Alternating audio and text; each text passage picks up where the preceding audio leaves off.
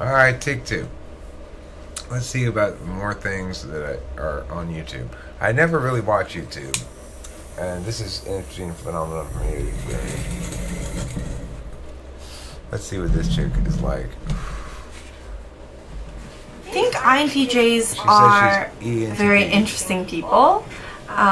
They carry this aura many people find to be intimidating. I actually find them to be very interesting and exciting and fun. And that is because they are very authentic individuals, and they don't really Who's she talking about? associate themselves with people who they don't find to be genuine, which I have to say is quite admirable. With INTJs, I find that when I do earn their trust, they have the tendency to be more willing and accepting of different ideas and opinion. It's a great feeling to feel appreciated by them. To feel appreciated. One thing that I do want INTJs to know is that I wish that you guys were less judgmental, because sometimes people may surprise you. I think it will definitely come in handy if you want to meet more like-minded people who can also share the same vision as you. Now, moving on to ENTJs. So ENTJs, they're very this compelling need to fun and kind of scary, very intimidating, but they always have good intentions and actually really like their way of social managing people. So I think some ENTJs, or at least the ENTJ that I know of, she comes off as more assertive, and she's a really great leader. So yeah, I think ENTJs, when they're really well developed, they can be very likable. They're great leaders. They're very direct and honest people, and they get their stuff done. So I always find myself really enjoying. Now the thing is, we are all human beings, and not everyone's going to be right on everything. So ENTJs do need to be more careful with that's fine. The words that they choose, to be a little bit more sensitive. But overall, I think ENTJs are very likable people. Let's move on to ENTPs. This is the thing I have an objection to. It's not that she's offering her opinion about it. It's just that she's not saying anything very... Saying they're good people, they're genuine people, they're authentic people. I mean...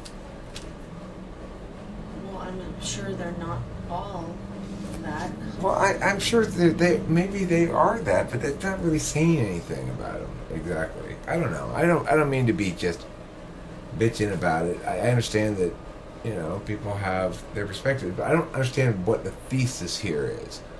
Like, I guess it's honest thoughts on NTs. Let's see. Is also my personality type with ENTPs. I think we're too full of shit. We think we know everything, but we really don't.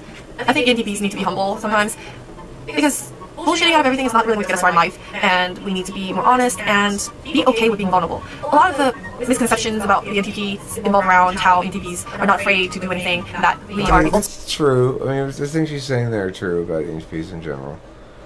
That's fine. Explorers and stuff like that. But we're actually, on the inside, very careful about the things we do. The image that we portray just completely undermine our actual fear and insecurity. So I think for other people, yes, we ENTPs do have feelings. I guess what I'm trying to say is, yeah, we need to stop bullshitting and being more on top of our stuff. Be more honest with yourself. Now, the next type that I'll be talking about, INTPs. Okay, I don't know. I'm just not that interested. It's not bad. It's not good. But it's not evil. I don't know if she's an ENTP or not, if you're wondering. What about this chick? Hello everyone, I'm Megan Marotta, and You're Megan what? I was just discussing this concept with my ENFP best friend Crystal about P's and J's that I wanted to share with you guys. Also enjoy my new setup. I am enjoying it. Moved into a new apartment recently, which is kind of what inspired this idea. I'm going to turn the bugs might jump from the plant into your I realized in my life, even though I'm an ENFJ, that I've been very consciously trying to conquer my demons, as Dave Superpower says, or, grow my inferior function sort of thing. I've been trying to use more TI, but not only that, but I've been trying to also grow my FI.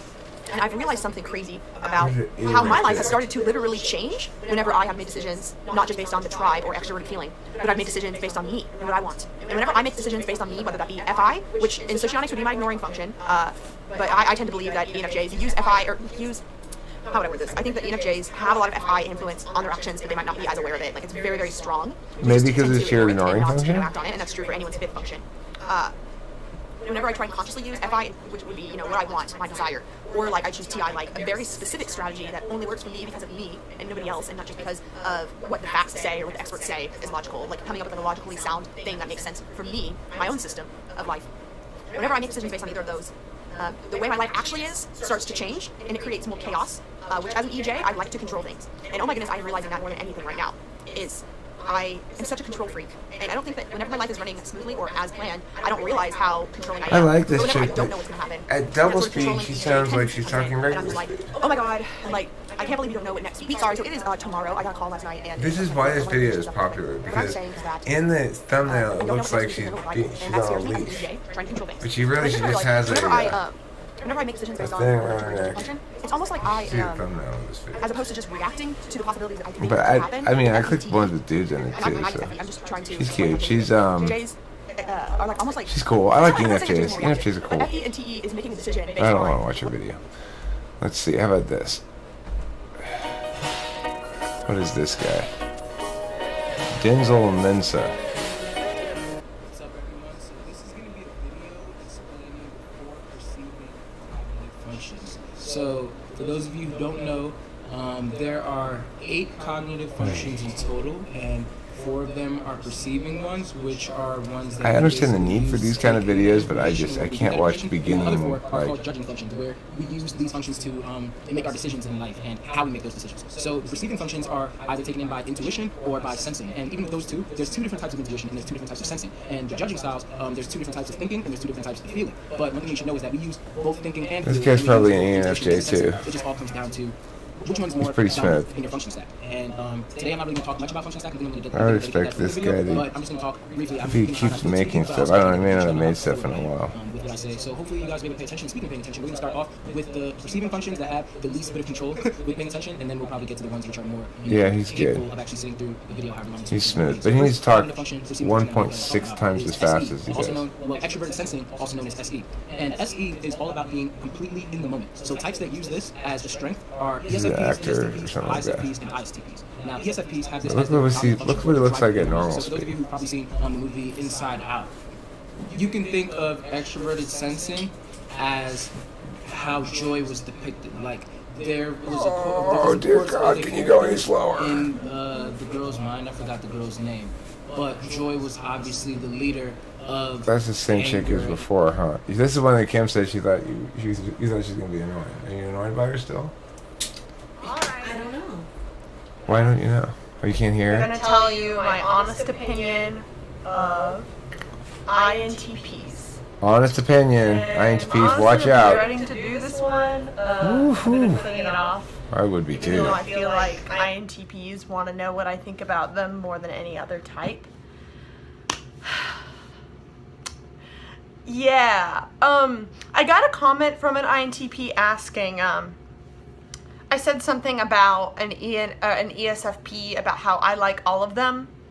And that they like me when they first meet me, but that they might become salty with me. And that INTP asked me if I felt similarly about INTPs. And how I would answer that is I would say that Okay, you need to sit up a little bit higher. they definitely like me when they first meet me. Oh, they do. But Then they don't. if they stop liking me, or if they don't get salty, but they might Well, you do. over time Like what? get upset that I'm not giving them attention, or like that I don't. Oh no. Okay, well, ENFJ, I don't know what to Or if I say. don't agree with Why are them. you telling me? And they can kind of turn on you and be like, you aren't who I thought you were. And a lot of times they have like rose-colored glasses when they meet me, and I feel like they don't even really judge me correctly. Like they Because when they take them off, they're not as Like pink they as you either, looked before. think I'm like the most perfect, amazing person in the world, or they think Well, that do I'm they? a complete fraud and like they hate me. And Or it doesn't maybe you're seem like they both. ever can get a clear view of me as like the person that makes mistakes, person that isn't perfect, because I don't know if it's just that they envy my traits a lot. These are the Definitely they have things. rose-colored glasses. Okay, that's enough from you. What was that called? Boast, Humble bragging? humble bragging much? What's this guy? Guys, so today I was taking a God, walk. guys! Yeah, let's get some scenery in there. ENFJ, right? Taking a walk through the woods, ENTJ. kind of thinking.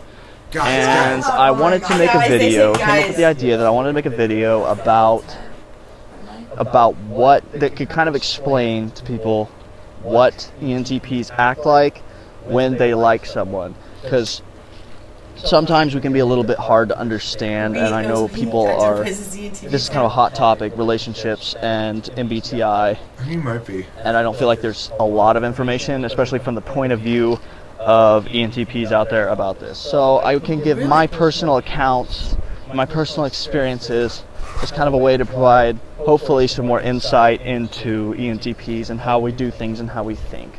So, Tell yeah, us. and I apologize in advance because I'm probably going to keep walking while I do this video. Look at this. So it's going to be a little shaky, so I'm sorry if that bothers you.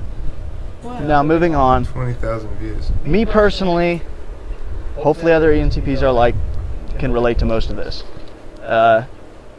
Me personally, the first thing I do when I like a girl Right. is I will observe her and kind of be attentive to her as a person, to kind of get to know her before I even approach her, before I even talk to her. Kind of observe her, the way she interacts with other people, What's she her doing? environment, What's she kind looking at? of gauging her Does she smell bad?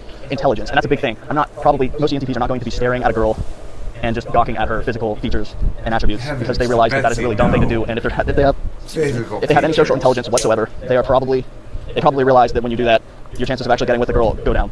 They go way down. So, that being said, I'm judging and I'm analyzing her for intelligence traits. I've probably already decided that she's physically attractive, otherwise I won't even go to this step. But, well, I might approach her just to talk, to get some new insight, that could be valuable too. But I probably already figured out that she's attractive. She probably already meets my qualifications for intelligence in a girl, in my case a girl. So the ENTP for me is probably going to start thinking about approaching her from across the room now, or from pretty large distance, pretty considerable distance. They're probably going to be thinking about what they can say to introduce themselves. And they're probably going to casually go up and introduce themselves. They're probably not going to be too terribly awkward, although this probably will depend on the individual.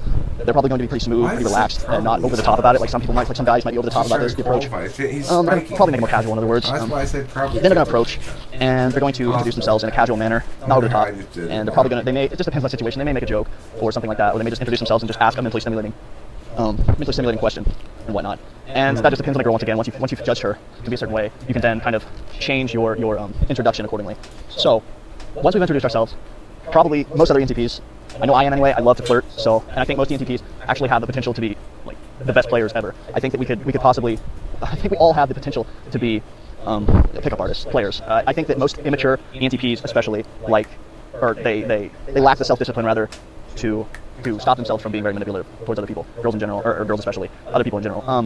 ENTPs can, I think we all have the potential, even the mature ones, if we're in a bad mood or whatever, or going through a hard time, to be manipulative, especially towards girls. So, that being said, here's my train of thought. Anyway, yeah, that's where I was. Okay, flirting. Flirting. I don't think so. As an ENTP, I think we have a lot of social intelligence, and because of that, we seem to be very good at flirting and picking up on social cues and body language. Because of that, we tend to be more flirtatious, especially around girls we like, and especially. On body language. Excuse me. Social cues, I especially love flirting, and I love the way it's like a game. It's deeper than small talk, but it's not like a really deep conversation. So you can have fun and just kind of let go and be your extroverted self. I don't know how to describe it. I just love flirting. I don't know if all ENTPs are that way. I can tell you I am. It'd be nice if any ENTPs that might watch this kind of leave a comment and explain whether or not you are a very flirtatious person or not, or good at flirting in general or not. Because I'd like to see if there's any real significant differences between me and people of my personality type group. Anyway, that's what I think. So pretty good video. Like I said, we're flirting. He's Everything's going pretty good. appealing. If we like you, we're still talking to you. Bottom line, and it's not going to be small talk. It's either going to be mentally stimulating conversation. See about this guy. What is this, some lady? What is this?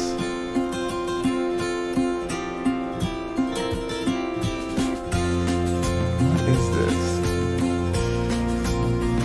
What are you doing, Brave Shock with? I just thought of something else that I want to talk about with you. And that is mistrust as an ENTP. ENTPs, although we can come across as quite warm and quite friendly, we often have mistrust for other people. So She looks like an intuitive. First of all, let me just set you up. She carries herself like one. Okay. Why is it that ENTPs don't trust people? Why is it that ENTPs come across as cold? So basically the thing is, ENTPs, they might not act like it too, so ENTPs might not act like they remember things. They might not act like they hold on to things, like in an intimate sensing way, if that makes sense. They might not act like they hold on to past grudges, but they do. As an ENTP, I remember everything that someone has done that is hurtful. I literally still remember things people did to me when I was 5 years old that hurt my feelings. So basically what happens with ENTPs is people don't realize they're like this, and then we hold on to our pain. And what happens is they're basically collecting all these experiences through their introverted senses. Are you sure you're not an They're INFP? remembering all these horrible things that were done to them. And they're worried that you're going to do it to them too, because logically, why wouldn't you? Other people did it to us, so why wouldn't you? And the worst thing that happens is if an ENTP decides that you're worthy of trusting, but you then show them actually you weren't worthy of trusting if you lie, if you betray us, if you disrespect us, then basically our introverted thinking is like, well, there it happened again. I can't trust anybody. It keeps happening over and over again, so we notice the pattern of people not treating us the way we want to be treated, and then we develop this idea in our head that, well, because it's been a pattern so far, this must be the truth. That sounds like me. And that is why the ENTP does not trust you. That is why the ENTP comes across as cold. It really probably has nothing to do with you. It's just that the ENTP has no reason to trust anybody because logically it doesn't make sense to trust you because in the past, people have hurt you. ENTP. Yeah, that is very SI, isn't it? I think she could be an ISFJ. Yeah, you have to realize that inside, ENTPs are an ISFJ that remember everything, they're sentimental. Did you hear what she just said? She just said inside ENTPs are an ISFJ. That's inside us. I think she's an ENTP. Sentimental, they care about people liking them and having relationships with people. And people don't even realize that that's inside us. It's in there. So you have to realize when you do something hurtful to the ENTP, just because we laugh it off or pretend it doesn't hurt us, believe me, it hurt the ENTP. So basically, the ENTP doesn't trust you because they have no reason to trust anybody. Number two, they probably don't know you well enough yet. Who is this chick? ENTPs are pretty gushy inside. How old is she? Whether we want to admit it or not. And you have feelings that people typically kind of don't realize are there, or worse yet, people misinterpret the feelings of the ENTP.